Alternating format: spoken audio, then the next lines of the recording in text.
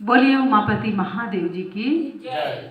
जगत जननी माम्बिका भवानी की जय। श्री कृष्ण बलदेव जी की जय। जय श्री राम। जय श्री राम। जय। आशुतोष भगवान की जय। सांचे दरबार की जय। प्रिय भगवत प्रेमियों, हम सब इस भागती हुई दौड़ते हुए जीवन के अंदर आज कुछ अपने लिए समय निकाले हैं, क्योंकि ये जीवन है, जब तक इंसान है तब तक काम उसे छोड़ नहीं सकता है। इंसान भाग रहा है, भाग ही रहा है, रुक नहीं रहा है। सच में ना जाने कितने जन्मों से हम सब भाग रहे हैं, पर रुकेंगे कब? कहते हैं एक बार गुरु अर्जुन देव जी का दरबार था। बहुत सारे श्रद्धालु लोग सत्संग विचारों को सुनने जाया करते थे, गुरु के वाणी को सुनते थे, गुरु के विचारों को सुनते थे। और सज्जनों, एक भक्त था, बड़ा ही गरीब था, अति गरीब था। उसके घर में एक टाइम की रोटी होती थी तो दूसरे टाइम का कोई भरोसा नहीं होता था। किसी ने कहा कि जाओ, गुरु अर्जुन देव जी का दरबार लगा है, सेवा करो। हमने सुना है कि जो तकदीरें नहीं बदल सकती है, गुरु की सेवा से तकदीरें भी, लकीरें भी बदल जाती हैं। और जाओ। लोगों के कहने पर गया, गुरु घर में सेवा करने लगा। 2 दंपत्ति थे, वो पति पत्नी थे। कुछ समय के बाद उसके घर में संतान ने जन्म लिया। और ये जानते हैं संतान ने क्यों जन्म लिया? क्योंकि गुरु अर्जुन देव जी का जो दरबार सजा था, वो अपने दरबार से, गुरु घर से 2 परिंदों को भेजे। परिंदे का मतलब 2 पक्षी। 2 पक्षी उड़ते हुए उसके झोपड़े पे आए, क्योंकि झोपड़ी का घर था, झोपड़ा भी बोलते हैं। तो जब उस झोपड़े में वो अपना घर बनाए, घोंसला बनाए। आप जानते हैं ना, जब पक्षी आते हैं तो घोंसला बनाते हैं। जैसे आप घर बनाते हैं, कहते हैं कि इसमें हमें रहना है, ऐसे ही पशु पक्षी भी हर जन्म में घर बनता है। कीट पतंगे वो भी अपना घर बनाते हैं, पशु हैं, पक्षी हैं, वो भी अपना घर बनाते हैं रहने के लिए। सज्जनों, वो दोनों पक्षी उसके झोपड़ी पे घर बनाए, अपना घोंसला बनाए और वहां रहने लग गए। जब भी उसकी पत्नी गेहूं डालती थी, दाल डालती थी, चावल, आप जानते हैं चावल का जो टुकड़ा होता है कई बार धो के वो भी सुखाया जाता है। तो वो जो पक्षी थे, जितना चोंच में 2 दाना आता था, उसके घर से वो 2 दाना ले जाके गुरु अर्जुन देव जी के दरबार में जो लंगर होता था, जो लंगर के जो राशन होता था, चावल आटा होता था, उसमें वो डाल देते थे, मिला देते थे। सचमुच ये कर्म चलता रहा, काफी समय चला। उसके घर में संतान ने जन्म लिया। धीरे धीरे कहते हैं जब गुरु के घर में सेवा व्यक्ति करने लग जाता है तो जो नहीं मिलना है वो भी मिलना आरंभ हो जाता है। लेकिन सेवा किस भाव से, ये नहीं मन में कपट रख के नहीं किया जाता है। हम कर तो रहे हैं लेकिन हमें कुछ मिलेगा कि नहीं, ये तो फिर सौदा हो गया। सेवा निष्ठा से की जाती है, समर्पण से किया जाता है, कोई मांग नहीं, कोई स्वार्थ नहीं। और उस व्यक्ति ने वैसे ही किया। और सज्जनों, एक दिन उस झोपड़ी से महल बना, घर बन गया। आप जानते हैं ना, जब व्यक्ति के बुरा वक्त होता है तो परमात्मा की याद बराबर बनी रहती है। लेकिन जब वो बुरा वक्त बीत जाता है, जब अच्छा हो जाता है, तो लोग परमात्मा से अपना मुख मोड़ने लग जाते हैं। और उस व्यक्ति ने भी वही किया। बेटा हो गया, बेटी हो गई, घर में घर बन गया, खाने पीने के सब भरपूर व्यवस्था हो गई। तो सोचने लगा, ये कल तो गए थे, आज नहीं भी जाएंगे तो क्या हो जाएगा? अरे हफ्ते में 1 दिन जाके सेवा कर लेंगे, साधना कर लेंगे। और ऐसे ही करने लगा। हफ्ते से 15 दिन आया, 15 दिन से महीना पर आने लग गया, और महीना दिन से 6 महीने में डेट डाला कि अब 6 महीने में भी एक बार चला जाऊंगा तो क्या हो गया। 6 महीने से साल में उसने निर्धारित किया कि मैं साल में एक बार चला जाऊंगा। सज्जनों, कहते हैं कि जब हम कुछ करते हैं तभी हमें कुछ मिलता भी है। और सज्जनों, जब सेवा बंद हुई, उसकी जाना बंद हो गया, तो इधर किसी ने कहा कि अब तो घर बन गया है तुम्हारा, इतना सुंदर घर बना, ये झोपड़ी अभी भी क्यों रखे हो सामने, इसको हटवा दो। और कहते हैं कि व्यक्ति मद में, पद में, जब मद आ जाए, पद आ जाए, तो व्यक्ति अंधा हो जाता है। सही और गलत विचार करने के लिए उसके पास समय नहीं होता है, निरंकुश हो जाता है। अंकुश नहीं है मन पर, निरंकुश है वो। और सज्जनों, उसने भी वही किया। क्या किया? उस झोपड़ी को हटा दिया, और जैसे हटाया वहां से वो दोनों पक्षी उड़ के गुरु घर चले गए, वापस नहीं आए। जो चोंच में 2 दाना लेके जाते थे, आप सोचिए एक पक्षी के चोंच में कितना जाएगा, लेकिन कहीं ना कहीं गुरु घर में सेवा तो जा रही थी, और उसी से गुरु की कृपा प्राप्त हो रही थी। लेकिन इसने जाना भी बंद किया, और फिर पक्षी भी वहां से उड़ के चले गए। और उसके बाद ये परेशान होने लगा, वो बच्चे बीमार होने लग गए, पत्नी बीमार रहने लग गई। और कहते हैं कि पैसा, समझ लेना, जब धन का बर्बाद होने का समय आता है तो वो पैसा अगर आप अच्छे कार्य में नहीं लगाएंगे तो वो पैसा ज़्यादा से ज़्यादा आपके डॉक्टर के पास जाता है, फिर ज़्यादा से ज़्यादा आपके मुकदमा में जाएगा, ज़्यादा से ज़्यादा आपके शराब में, नशा, किसी भी प्रकार के नशा हो उसमें आपका पैसा जाने लग जाएगा। क्योंकि रुपया क्या है, पैसा क्या है, चलायमान है, वो रुकता नहीं है, चलता ही रहता है। तो वो अपना रास्ता बना लेता है जाने के लिए। और इसके घर भी वही हुआ। इधर से जैसे पक्षी गए उड़ के, वो 2 दाना जो अन्न की सेवा भी जो जा रही थी वो भी बंद हो गया। और हुआ क्या, एक दिन बीमार होते होते होते होते सब पैसा खत्म हो गया। उसके बाद उसने वो घर बेच दिया, फिर भी अभी बीमारी में कोई सुधार नहीं हुआ। उसके बाद फिर वहां पर उसने एक झोपड़ी बनाई, और फिर जैसे पहले था वैसी उसकी हालत हो गई। सज्जनों, लोगों ने देखा तो विचार किया कि आखिर कारण क्या था, क्या बात थी जो इतना कुछ हुआ और फिर से ये झोपड़ी में आ गया, आखिर क्या बात है।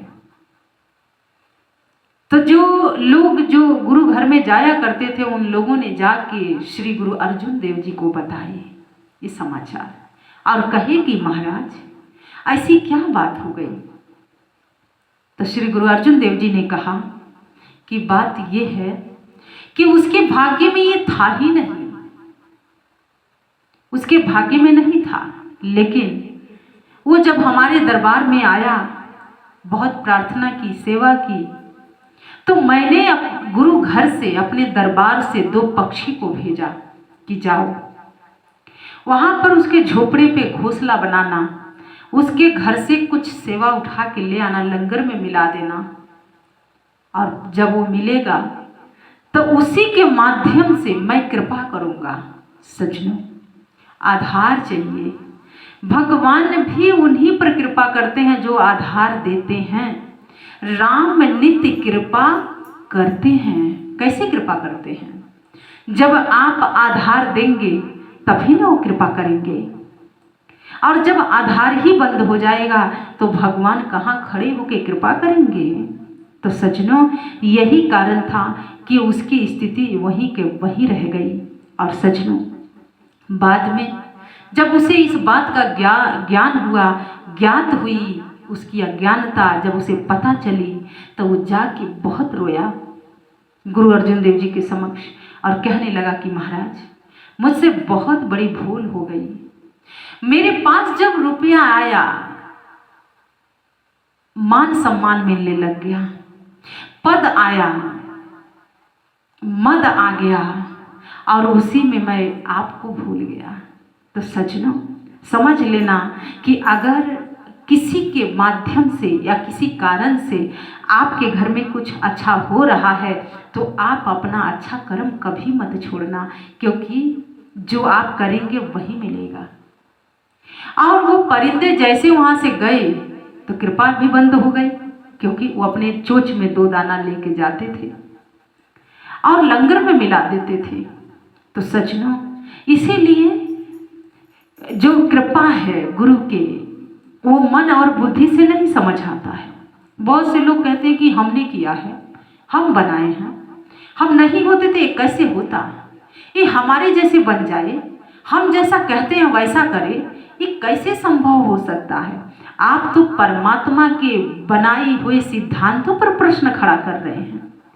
परमात्मा ने आपको बनाया है तो आपके कर्म संस्कार भी आपके साथ है, तो आपके जैसे कैसे वो बनेगा, आप जैसे कह रहे हो वो कैसे करेगा। सबका मत अलग अलग है, सबकी सोच अलग अलग है, सबके सिद्धांत अलग अलग होते हैं, क्योंकि सबके कर्म अलग अलग हैं। और सजनों ऐसा नहीं करना चाहिए, क्योंकि सबके अपने अपने कर्म संस्कार है और वो कटेगा, इसी जन्म में कटना है, इसी जन्म में मिटना है। तो इसीलिए आप अपना अच्छा कर्म करिए। आप सोचिए मत कि इसके बदले में मुझे क्या मिला, और मिला भी या नहीं मिला अपने आप को कभी कोसिएगा मत। कहते हैं कर सेवा गुरु चरणन की, युक्ति यही भव तरनन की। कि जो लोग ना जाने चारों धाम घूमते हैं लेकिन फिर भी मोक्ष नहीं मिलती है, लेकिन इतिहास बताता है, वेद पुराण ग्रंथ बताते हैं कि जिसने गुरु की सेवा कर ली, युक्ति यही भव तरनन की, कर सेवा गुरु चरणन की। जिसने गुरु के चरणों की सेवा कर लिया, धारण कर लिया, वो सहज ही इस भव से तर जाता है सज्जनों, सहज ही पार हो जाता है। इसीलिए हम वीर शिवाजी की बात कर लेते हैं। वीर शिवाजी, इतिहास की बात चल रही है। वीर शिवाजी एक बार एक समस्या में उलझे हुए थे, कुछ भी समझ नहीं आ रहा था कि क्या करें, चहुओर से शत्रु खड़े थे और वीर शिवाजी के अंदर बाहर से, अंदर के शत्रु भी होते हैं, बाहर के भी शत्रु होते हैं। निपटना तो दोनों तरफ से है, प्रजा का भी रक्षण करना है, सब कुछ देखना भी है कि मेरी प्रजा की कहीं कोई हानि ना हो जाए। और वो क्या किए, जब नहीं समझ आया कुछ तो अपनी तलवार को रखे और ध्यान में बैठ गए, साधना में बैठ गए।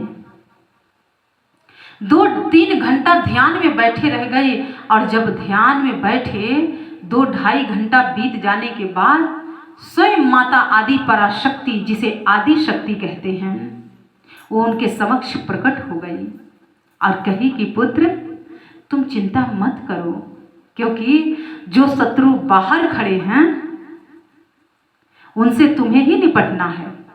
और पुत्र मैं तुम्हें आशीर्वाद देती हूँ कि आज से, इसी क्षण से मैं तुम्हारे इस तलवार में निवास करूंगी और तुम जाओ, तुम्हारा विजय होगा। ये किसने कहा? माता आदि पराशक्ति, जिसे आदि शक्ति कहते हैं, जिसे दुर्गा बोलते हैं, जिसे माँ काली भी बोलते हैं, जिसे काली भी बोलते हैं। एक ही माता है, अनेक नाम है। जैसे एक कुंवारी कन्या है, पहले वो कन्या होती है, फिर वो कुमारी बन जाती है, कुमारी के बाद फिर वो देवी बन जाती है, देवी के बाद वो धर्म पत्नी बन जाती है, धर्म पत्नी के बाद वो माता बन जाती है। ऐसे ही माता का भी एक ही रूप है, लेकिन जैसे जैसे माँ ने कार्य किया ऐसे ऐसे माँ का नाम भी हुआ। अब सज्जनों, जब वीर शिवाजी उठे ध्यान से, बड़ा ऊर्जावान हो गए थे और उन्होंने कहा, अपनी माता जीजाबाई के पास गए और उनके चरण को छुए और कहे कि माँ, मेरे पास आज माता दुर्गा आई थी, आदि पराशक्ति थी, आदि शक्ति थी वो, और आके कह के मुझे आशीर्वाद दे के गई हैं कि जाओ शत्रु का सामना करो आज से इसी क्षण से मैं तुम्हारे तलवार में वास करूंगी। और माँ मुझे मेरे देखते ही देखते माता आदि पराशक्ति मेरे तलवार में प्रवेश कर गई हैं। जीजाबाई ने कहा कि पुत्र फिर देर किस बात की है, जाओ, क्योंकि तुम शत्रुओं का सामना करो। सज्जनों, ये जीवन उन्हीं का महान हुआ जो सेवा किए। कर सेवा गुरु चरणन की, युक्ति यही भवतरणन की। क्योंकि वीर शिवाजी के गुरु समर्थ गुरु रामदास जी थे। उनके मार्गदर्शन में वो शिवा से वीर शिवा बने थे, कोई साधारण शिवा नहीं थे वो। और इधर गुरु गोविंद सिंह जी भी बाल काले में ही अभी इतने बड़े नहीं थे। शत्रुओं ने, दुश्मनों ने उनके पिता के शीश को काट दिया, शहीद हो गए। उम्र बहुत कम थी, लेकिन उन्होंने वो भी बहुत तप किए, बड़ी साधना किए। और उनके भी इतिहास यही बताता है कि उनके समक्ष भी वही आदि पराशक्ति, आदि शक्ति प्रकट होती हैं। और वो भी कहती हैं कि पुत्र जाओ, तुम्हारे माध्यम से मैं इस शत्रुओं का सर्वनाश करूंगी। और मैं आज से इसी क्षण से मैं तुम्हारे तलवार में वास करूंगी। उधर से वीर शिवाजी और इधर श्री गुरु गोविंद सिंह जी, दोनों महापुरुष लगे। और दोनों को माता का आशीर्वाद था, आदि पराशक्ति का आशीर्वाद था। और ये दोनों गुरु के मार्गदर्शन में कुछ बने, कुछ किए। तो सज्जनों, समय निर्धारित करता है कि आप क्या बनना चाहते हैं। सज्जनों, कोई कुछ बनता नहीं है, भगवान को पता है कि किसको क्या बनाना है। और भगवान समय आने पर बना देते हैं। तो इसीलिए सज्जनों, जिसने गुरु को अपने जीवन में महत्व दिया, उसे सही और गलत का ज्ञान भी होता है। क्योंकि वीर शिवाजी कोई साधारण नहीं थे। गुरु गोविंद सिंह जी ने कहा कि गुरु गोविंद सिंह जी जिस समय लड़ रहे थे, तो सज्जनों उस समय बहुत अलग था। उसमें समय नहीं था कि बैठ के वो साधना करे, क्योंकि सबका लक्ष्य निर्धारित है। और उन्होंने बहुत लोगों को समर्पित किया अपने दल में, अपने सैन्य बल में। और उन्होंने धर्म के लिए लड़ना सिखाया कि लड़ो, धर्म के लिए लड़ो। क्योंकि धर्म जब जब भी पनपता है तो ऐसे ऐसे महापुरुष इस धरा पर अवतार लेते हैं, जन्म लेते हैं, आ जाते हैं। और वही इस अधर्म का अंत करते हैं। सज्जनों, उनके जीवन से हमें भी कुछ सीखना है, आपको भी कुछ सीखना है। क्योंकि इतिहास यही बताता है कि सबकी नियति तय है। गुरु गोविंद सिंह जी के पिताजी के उन लोगों ने शहीद कर दिया, तो पुत्र तो भाई लड़ेगा ही ना धर्म के लिए। वीर शिवाजी के पिताजी को उन लोगों ने छल से बंदी बना लिया, तो क्या शिवा वीर शिवा नहीं बनेगा? लेकिन सज्जनों, समझना ये बात है कि इनके पीछे कौन से शक्ति कार्य कर रही है, ये जानना है। क्योंकि जो गुरु होता है, कहते हैं कि कर्ता करे न कर सके, गुरु करे सो होई, तीन लोक नवखंड में गुरु से बड़ा न कोई। गुरु के आदेश मात्र से सारी दैवी शक्तियां आपके साथ देने लग जाती हैं। ये पूरी प्रकृति आपका साथ देती है। कहते हैं अगर गुरु हरि रूठे तो ठौर है, गुरु रूठे तो ठौर नहीं है। अगर भगवान आपसे नाराज हो गए, नारायण आपसे नाराज हो गए, तो ठौर मिल जाएगा। लेकिन अगर जिससे गुरु नाराज हो जाए, तो तीनों लोकों में कहीं शरण नहीं मिल सकता है। इसीलिए सज्जनों, वीर शिवाजी के पीछे भी गुरु का हाथ था। और उनके गुरु का नाम है समर्थ गुरु रामदास जी। समर्थ गुरु रामदास जी के पास वीर शिवाजी की माता जीजाबाई जाया करती थी, सत्संग सुना करती थी, कथा सुनती थी। और तब उन्होंने ऐसा वीर शिवाजी को संस्कार दिया, ऐसा बनाया। तो सज्जनों, माता का बड़ा सहयोग होता है। अपनी संतान को माता क्या बना रही है।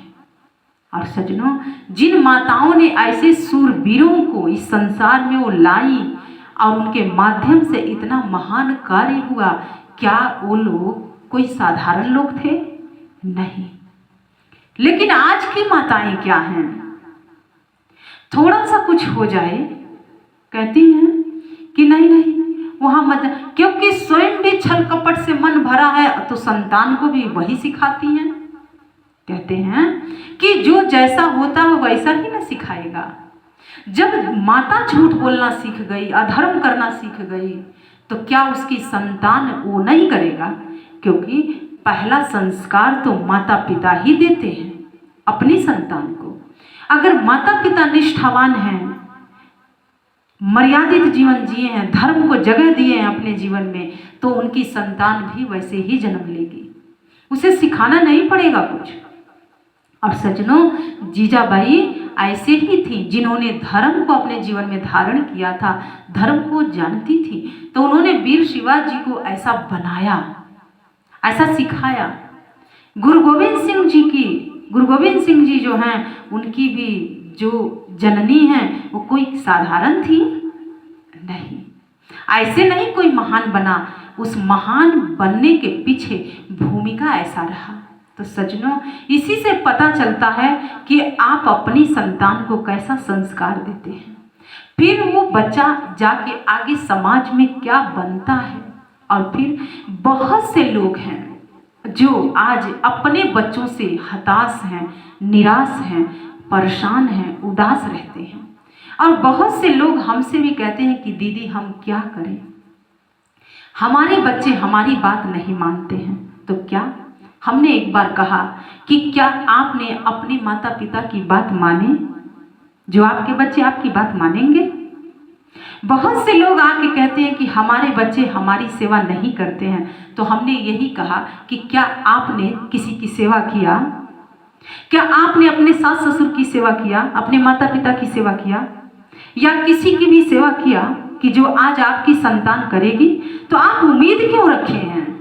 क्योंकि आपने जो किया आपकी संतान ने वही देखा और वही सीखा। जो आपने सिखाया, जो आपने किया, वो देख रहा है। और बच्चे जो होते हैं उनका दिमाग कोरा होता है। आप उनको बाल काले से कैसा संस्कार दे रहे हैं, कहाँ लेके आते जाते हैं, क्या वो देख रहे हैं, क्या सुन रहे हैं, वही वो सीखते हैं। तो अगर माता पिता जब सेवा करते हैं अपने घर में, बड़ों का आदर सम्मान करते हैं, तो बच्चों को सिखाना नहीं पड़ता है, बच्चे स्वतः ही वो सीख लेते हैं।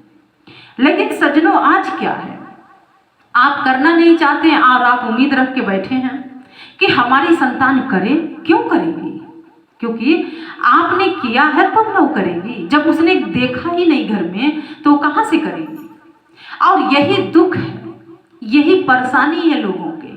तो भाई, हम तो सीधे स्पष्ट शब्दों में समझाते हैं कि जब आपके जीवन में नहीं है तो आप अपने बच्चों से कैसे उम्मीद कर सकते हैं? जो कार्य आपने नहीं किया तो आपकी संतान वो कार्य कैसे करेगी? क्योंकि पहला पाठशाला तो आपका घर है, आपका परिवार है, आप हैं, स्वयं आप हैं। तो जब आपने अपने घर में ऐसा संस्कार नहीं दिया, नहीं सिखाया, तो फिर संतान 5 साल के बाद ही स्कूल जाती है, पाठशाला जाती है, वहाँ तो वो बाद में सीखती है, पहले तो आप ही सिखा रहे हैं। तो सज्जनों, इसीलिए संतान आए घर में तो आप पहले उसे आप अच्छा करिए। और जब आप बड़ों का सम्मान करेंगे तभी ना आपकी संतान आपकी सम्मान करेगी। तो जब आपके घरों में बुजुर्ग लोग हैं, बड़े लोग हैं, जब आप उनकी सेवा नहीं करेंगे, उनको ताड़ के रखेंगे, तो क्या आपके बेटा बेटी नहीं देख रहे हैं? तो वो क्या आपकी सेवा करेंगे? क्योंकि एक दिन आप भी बूढ़े हो जाएंगे। यही सृष्टि का चक्र है, यही काल चक्र है।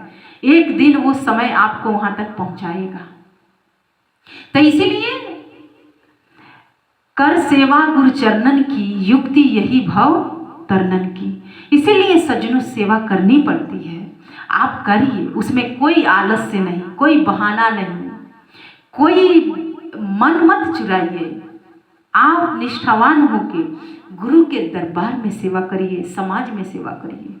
आपके घर में आपके माता पिता हैं, उनकी सेवा करिए, सास ससुर हैं, उनकी सेवा करिए, जो भी गुरुजन हैं, बड़े हैं, लोग हैं, उनका सेवा करिए। क्योंकि यही है इस भाव से तरने की रास्ता। वीर शिवाजी ने समाज की सेवा किया, देश की सेवा की। गुरु गोविंद सिंह जी ने देश की सेवा की। महापुरुष होते हुए भी, भगवान होते हुए भी उन्होंने सेवा की। भगवान श्री राम भी संसार में आए तो अपने बड़ों का आदर किए, सम्मान किए, सेवा किए। भगवान होते हुए भी, नारायण होते हुए भी सेवा किए, गुरु की सेवा किए, माता पिता की सेवा किए। भगवान श्री कृष्ण इस संसार में आए, नारायण हैं, लेकिन उन्होंने भी गुरु की सेवा की, समाज की सेवा की। तो सज्जनों, हम और आप कौन से खेत के मूली हैं? फिर हमें भी तो जो महापुरुष जिस रास्ते पर चले हैं वही रास्ता अपनाना होगा, उसी रास्ते पर चलना होगा।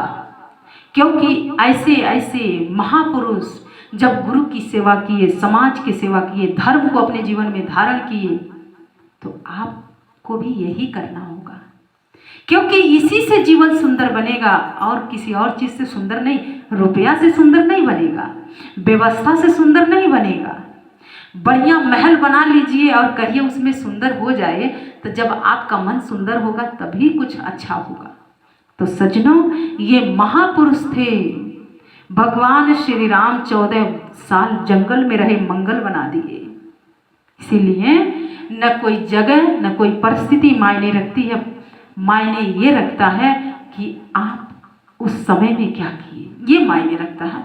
तो इसीलिए सज्जनों, युधिष्ठिर से यक्ष ने प्रश्न किया कि कौन सा पथ है जिस पर चल के मोक्ष की प्राप्ति होती है। युधिष्ठिर ने कहा कि वही पथ है जिस पर हमारे महापुरुष चले, जिस पे राम चले, जिस पे कृष्ण चल रहे हैं, जिस पे परशुराम चले, जिस पे सारे संत चले, वही पंथा, और उसी पथ पर मैं भी चल रहा हूं। क्योंकि सज्जनों, वही एक पथ है जो सनातन है, पुरातन है, जो कभी बदला नहीं। 10 गुरु भी उसी पथ पर चले हैं, 10 अवतार भी उसी पथ पर चले हैं। तो सज्जनों, हम सब परमात्मा की संतान हैं, तो हमारा भी मार्ग वही है, हमारा भी रास्ता वही है। जो वो किए हैं वो आपको भी करना होगा। इसीलिए बाबा ने बहुत सुंदर कहा कि ईश्वर अंश जीव अविनाशी, हम सब परमात्मा की संतान हैं और हमें परमात्मा का अनुसरण तो करना ही होगा। इस जन्म में नहीं तो किसी और जन्म में आप भाग नहीं सकते हैं, आपको करना तो पड़ेगा। परमात्मा आपको छोड़ने वाला नहीं है। ये जन्म नहीं तो किसी और जन्म में वो पकड़ के रखा है। आप हाथ नहीं छुड़ा सकते हैं भगवान से, क्योंकि भगवान जिसे पकड़ लेता है ना, उसे छोड़ता नहीं है। चाहे जीवात्मा कितना भी खींचे अपने आप को, लेकिन भगवान उसे नहीं छोड़ते हैं। और सज्जनों, इसी मंगल कामना के साथ, इन्हीं विचारों के साथ कि हम समस्त मनुष्य को, समस्त भक्तों को, समस्त साधकों को भगवान ऐसे पकड़ के रखें कि हम सब किसी भी जन्म में भाग ना पाएं, और जब भी जन्म मिले तो हम भगवान के कार्य में संलग्न रहें, भगवान की सेवा करें और उन्हीं के बनाए हुए रास्ते पर चलें, उसी मार्ग पर चलें। और आइए, इन्हीं विचारों के साथ मैं अपने वाणी को विराम देती हूँ और आप सभी भक्तों से आग्रह करते हैं कि हम उन्हीं महापुरुषों के पथ पर अनुगामी हों। और आइए, उन्हीं महापुरुषों के चरणों में जय घोष अर्पित करते हैं। तब बोलिए गुरु गोविंद सिंह जी की जय, गुरु अर्जुन देव जी की जय, उमापति महादेव जी की जय, श्री कृष्ण बलदेव जी की जय। जय श्री राम, जय श्री राम, जय जय श्री राम। धन्यवाद।